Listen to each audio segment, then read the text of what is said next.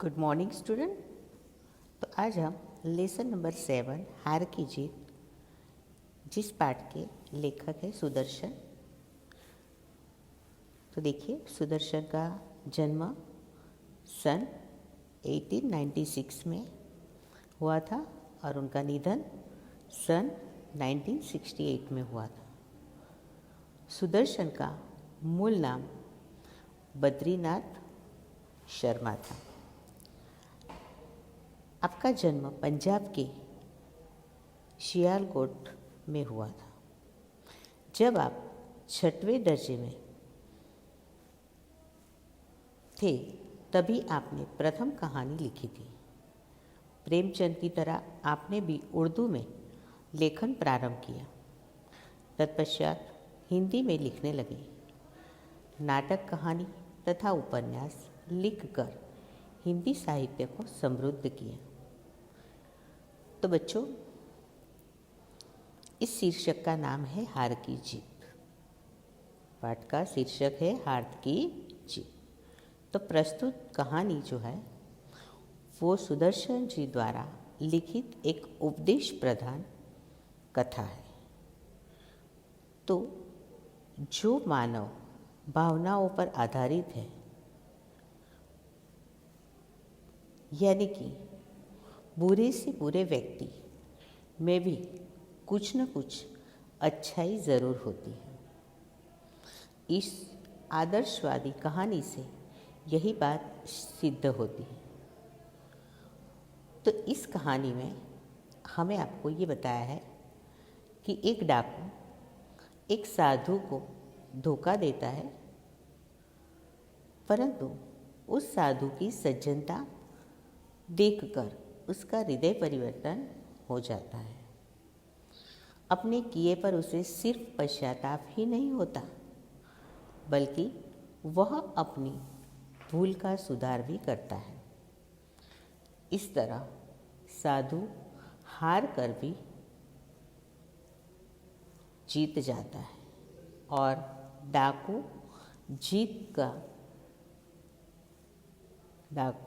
की जीत हार में बदल जाती है। तो यहाँ पर हार की जीत यानी जो साधु थे वो साधु हार जाते हैं, पर आखिर उनकी जीत हो जाती है। लेकिन डाकू जो जीत जाता है उस जीत पर उसकी हार हो जाती है।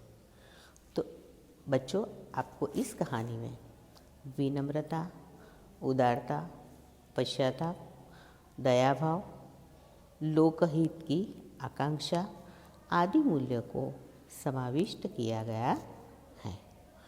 तो आइए आज हम इस पाठ का पठन करते हैं। इसके बाद हम आपको इसके एक वीडियो बताएंगे, जिससे आपको पता चल जाएगा कि साधु कैसे थे और ये जो डाकू था वो किस प्रकार साधु से घोड़ा हड़प लेता है। ठीक है, तो देखिए, पहला पैराग्राफ है।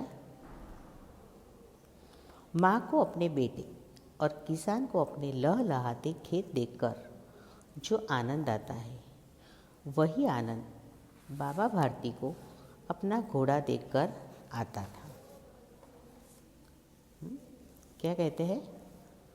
भगवत भजन से जो समय बचता वह घोड़े को अर्पण हो जाता।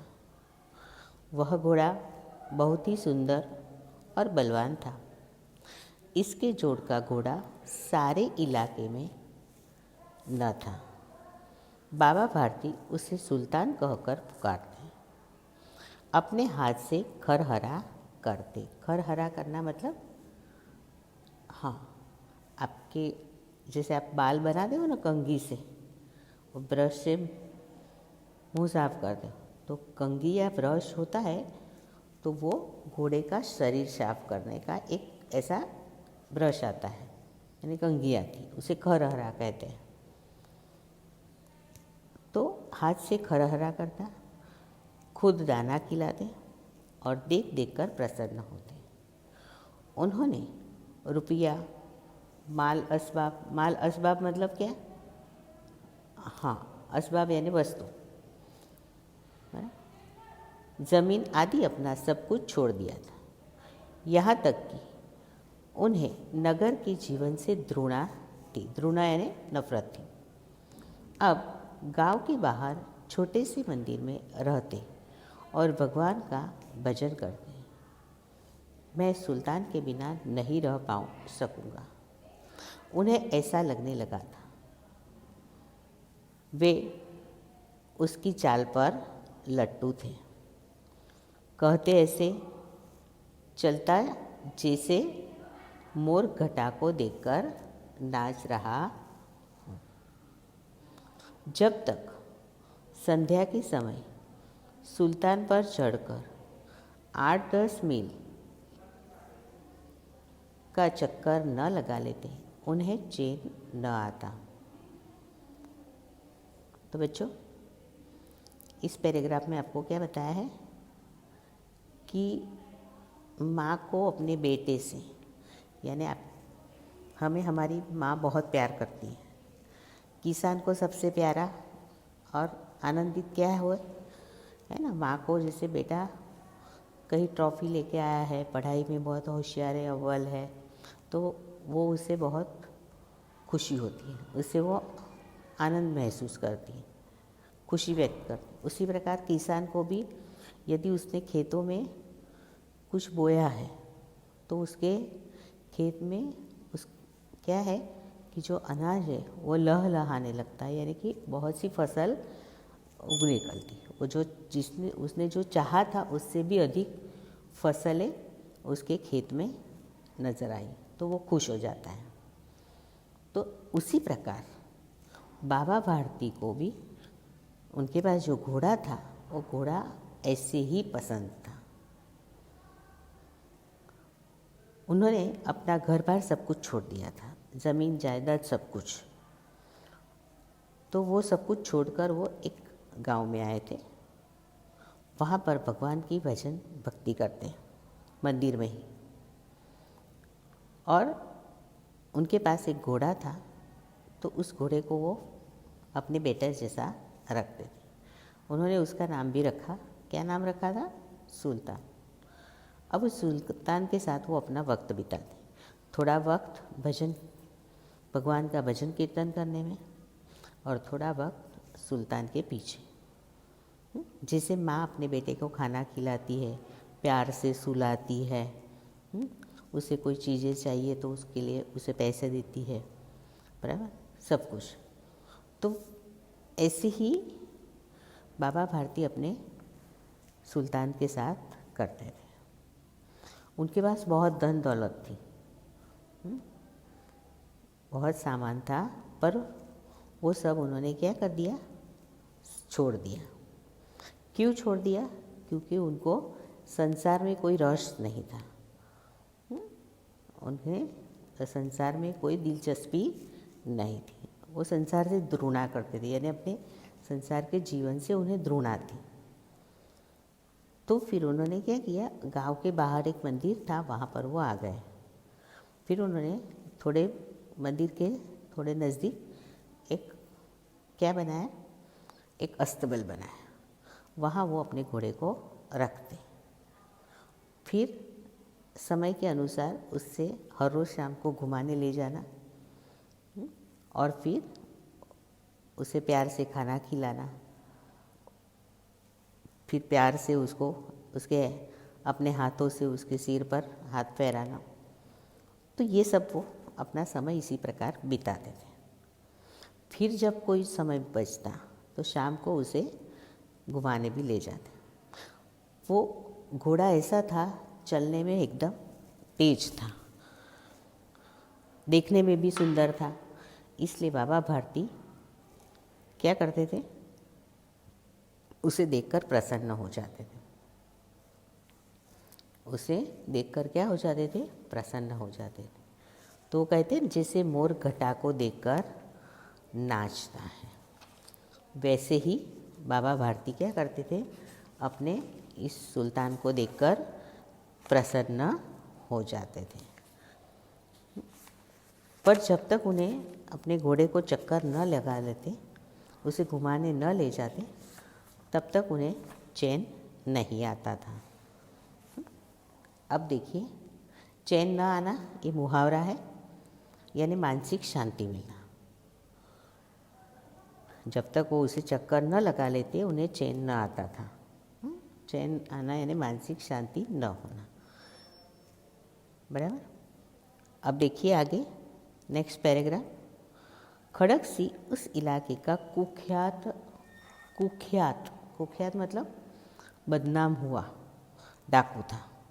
लोग उसका नाम सुनकर क्या करते थे? कांपते रहते थे। उसकी कीर्ति मतलब क्या? यश। क्या कहा है? सुनकर कांपते थे। होते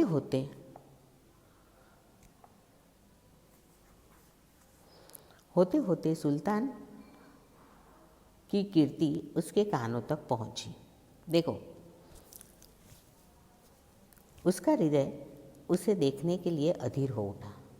वह एक दिन दोपहर के समय बाबा भारती के पास पहुंचा और नमस्कार करके बैठ गया। बाबा भारती ने पूछा, खड़गसी क्या हाल है? खड़गसी ने सिर झुकाकर कहा, आपकी दया है, कहो इधर कैसे आ गए? सुल्तान की चाह खींच लाई। विचित्र जानवर है, देखोगे तो प्रसन्न हो जाओगे। तो इस पैराग्राफ में हमें क्या बताया है कि खड़गसी क्या था? इस इलाके का कुख्यात डाकू था। तो गांव के लोग इसका नाम सुनकर क्या हो जाते थे? कांपने लगते थे। अब इस कुख्यात डाकू जो था, जिसका नाम खड़गसी था, उसके कानों तक ये बात पहुंची कि इस गांव के बाहर एक मंदिर है। उस मंदिर में एक बाबा जी रहते हैं और इस बाबा जी के पास बहुत ही सुंदर घोड़ा है। अब ये बात उसके कानों में पहुंची। अब खड़गसी को चैन नहीं आता था। वो सोचता था कि कब मैं जाऊं और इस घोड़े को देखूं। फिर उसने दोपहर के समय क्या किया? बाबा भारती के पास गया, उनको नमस्कार किया, वहाँ मंदिर के सीढ़ियों तक बैठ गया। बाबा भारती ने उसका हालचाल पूछा। फिर खड़गसी ने उसका उत्तर भी दिया कि भाई आपकी दया है, बस ठीक है। बाबा भारती ने उसे कहा, कहो ऐसे यहाँ पर क्यों आए हो?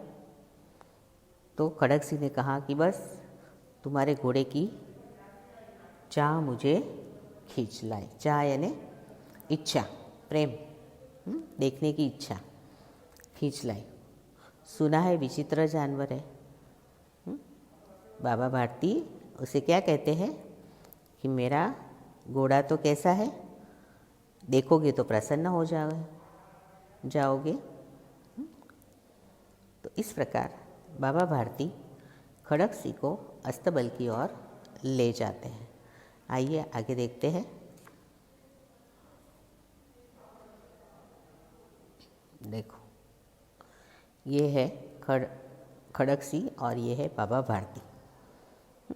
वहाँ पर सामने घोड़ा है, मंदिर है, बराबर। चलो तो देखिए,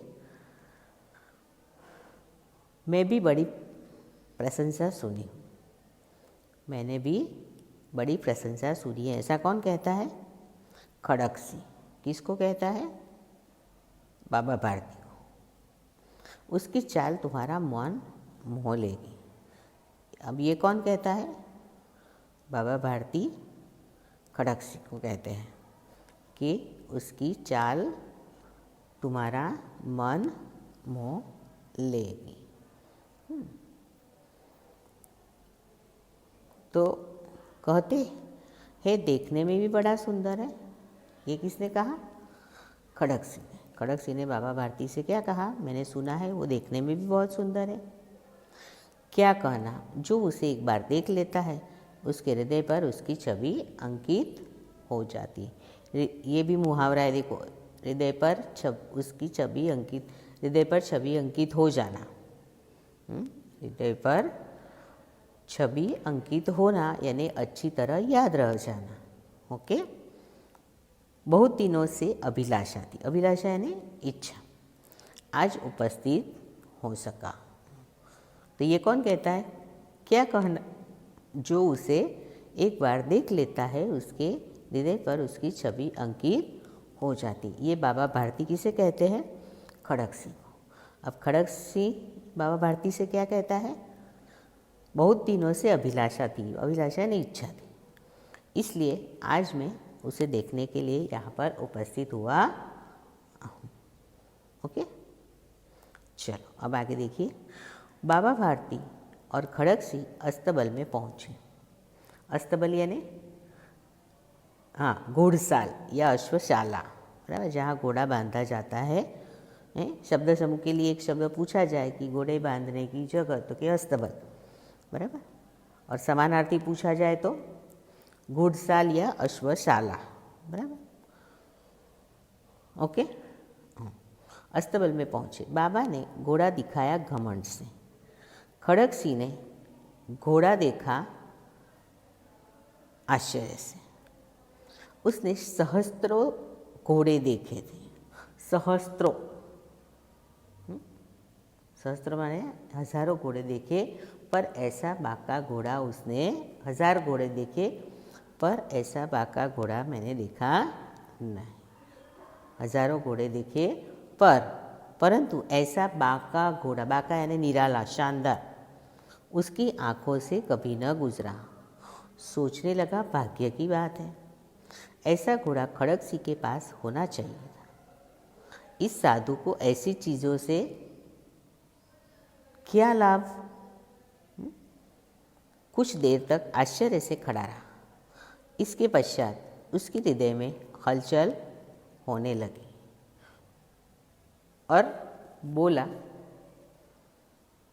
परंतु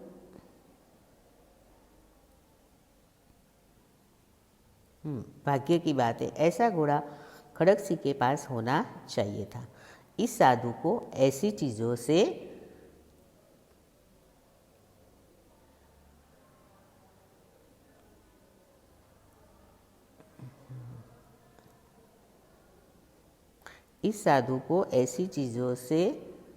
कुछ देर तक आश्चर्य से खड़ा रह गया। ऐसी चीज़ों से क्या लाभ? फिर कुछ देर तक आश्चर्य से खड़ा रहा। इसके पश्चात उसकी हृदय में हलचल होने लगी। बालकों की सी अधीरता से बोला, परंतु बाबा जी, इसकी चाल न देखी तो क्या? तो अब इस पैराग्राफ में आपको क्या बताया है? तो इस पैराग्राफ में हमें ये बताया है कि खड़क सिंह बाबा भारती के घोड़े की प्रशंसा सुनकर देखने के लिए आता है। बाबा जी भी प्रसन्न हो जाते हैं। जैसे मैं आपको एक एग्जांपल देती हूँ कि भाई माँ अपने बेटे की प्रशंसा करती है, बराबर, और फिर यदि उसके बेटे की प्रशंसा कोई और करे तो माँ और खुश हो जाती है ना। माँ और खुश हो जाती है, उसका हृदय जो है वो गदगद हो जाता है कि मेरे बेटे की प्रशंसा हो रही है, तारीफ हो रही है। तो बाबा भारती को भी ऐसे ही था। यदि उनके घोड़े की कोई प्रशंसा करे तो वो और भी फूले नहीं सक पाते और भी खुश हो जाते, बहुत प्रसन्न होते। और फिर गर्व से उन्होंने उसे अस्तबल की ओर ले गए खड़क सिंह को, और घमंड से, गर्व से उसे घोड़ा दिखाया और फिर कहने लगे कि ये देखो, ये मेरा है सुल्तान।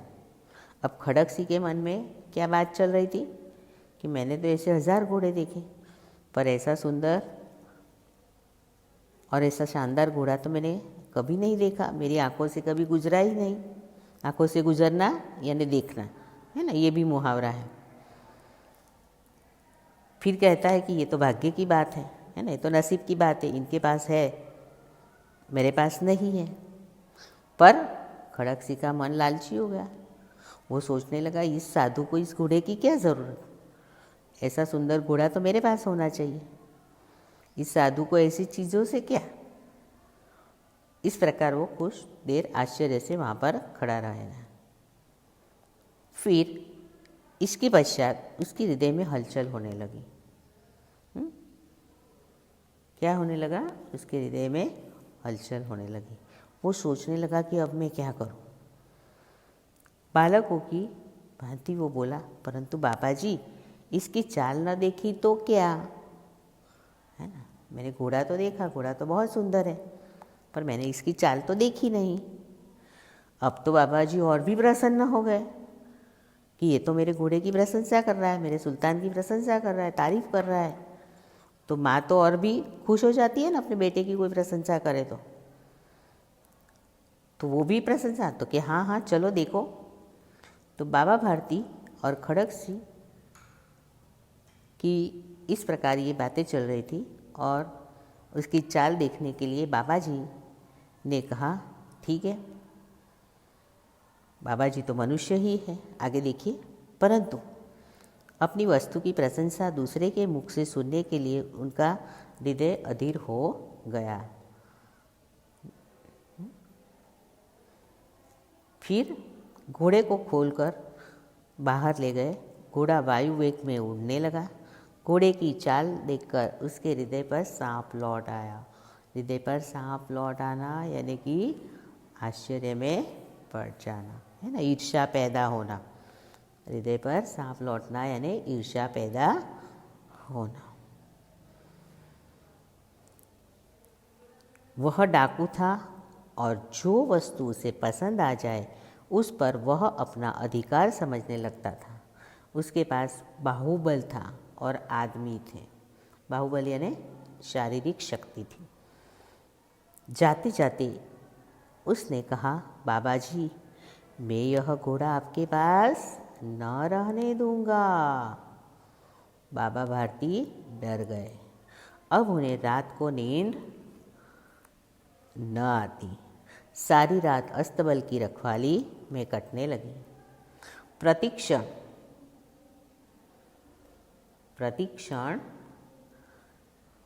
खड़ग सिंह का डर लगा रहता था, परंतु कई महीने बीत गए और वह न आया। यहाँ तक कि बाबा भारती कुछ असावधान हो गए। तो बच्चों, इस प्रकार बाबा भारती के पास आया हुआ खड़ग सिंह बाबा भारती को उनके घोड़े की प्रशंसा करते हुए कहता है कि सचमुच में तुम्हारा घोड़ा बहुत ही सुंदर है, पर तुमने तो मुझे उसकी चाल दिखाई ही नहीं। तो बाबा जी तो खुश हो गए और फिर खड़ग सिंह की बात सुनकर उस पर सवार हो गए। घोड़े की जैसे ही एक लगाम खींची, घोड़ा तो क्या हो गया, वायु वेग उड़ने लगा, यानी कि इतनी तेज भागा। ये देखकर तो खड़ग सिंह और भी आश्चर्य में पड़ गया और फिर उसके हृदय में सांप लौटने लगा। हृदय पर सांप लौटना यानी ईर्ष्या पैदा होना। और फिर ये तो डाकू था। डाकुओं को तो जो चीज़ें पसंद आती है वो तो उस पर उसका अपना अधिकार समझते हैं और उसे पा ही लेते हैं। बाबा भारती तो अकेले थे, उनके पास कोई ताकत नहीं थी, कोई शक्ति नहीं थी, कोई आदमी नहीं थे। इसके पास तो शक्ति भी थी और आदमी भी थे। ये सोचकर खड़ग सिंह ने बाबा भारती से जाते जाते कहा, बाबा जी यह घोड़ा मैं आपके पास रहने दूंगा नहीं। अब बाबा भारती तो खड़ग सिंह की बात सुनकर डर गए। उनको तो दिन रात नींद नहीं आती थी, खाना पीना भी मानो छोड़ दिया था। और फिर खड़ग सिंह न आए इसलिए रात भर सोते नहीं थे, अस्तबल की रखवाली करते थे।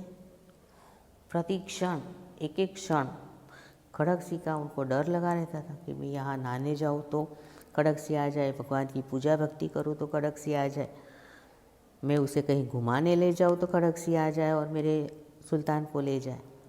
ऐसे करते करते कई महीने बीत गए पर खड़ग सिंह आया नहीं। अब बाबा भारती यहाँ तक कि असावधान हो गए कि ये तो डाकू है, बोलकर गया है, अब कुछ आएगा नहीं। ओके, तो बच्चों आपको इस प्रकार हमने पेज नंबर 38 और 39 तक ये पार्ट समझाया। ओके, इसके आगे की चर्चा हम इसके बाद वाले वीडियो में करेंगे। Okay, take care.